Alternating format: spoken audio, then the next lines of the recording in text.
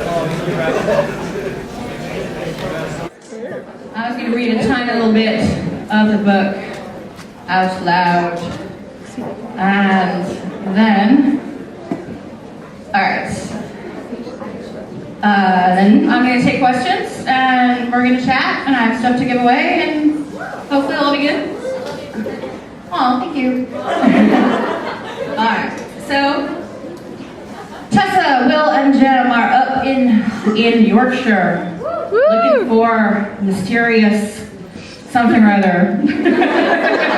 They're trying to dig up the origins of the Magister so they can figure out where he is.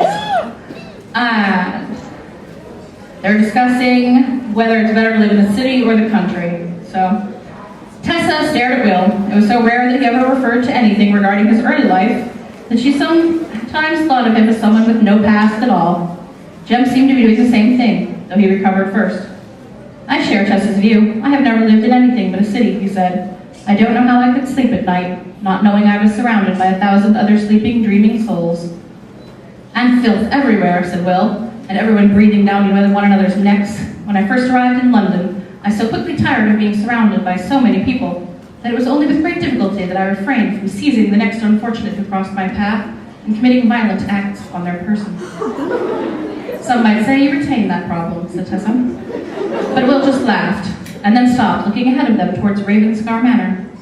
Jem whistled as Tessa realized why she had been able to see only the tops of the chimneys before. The manor was built into the center of a declivity between 3 hills. Their slanting sides rose about it, cradling it as if in the palm of a hand. Tessa, Jem, and Will were poised on the edge of one of the hills, looking down at the manor. The building itself was very grand, a great gray stone pile that gave the impression it had been there for centuries. A large circular drive curved in front of the enormous front doors. Nothing about the place hinted at abandonment or disrepair.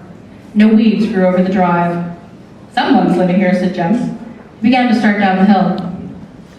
He broke off as the rattle of wheels became audible. For a moment, Tessa thought the carriage driver had come after them, but no. This was quite a different thing. A sturdy-looking coach had turned into the gate and begun rolling towards the manor.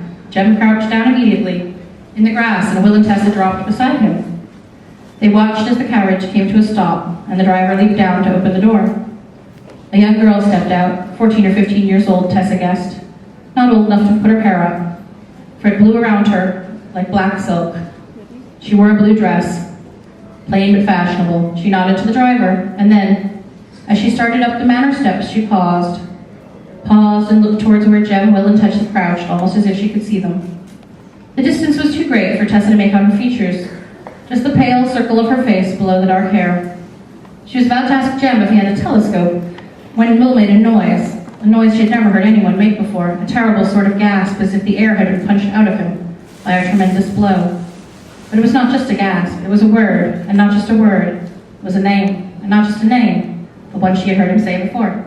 Cecily.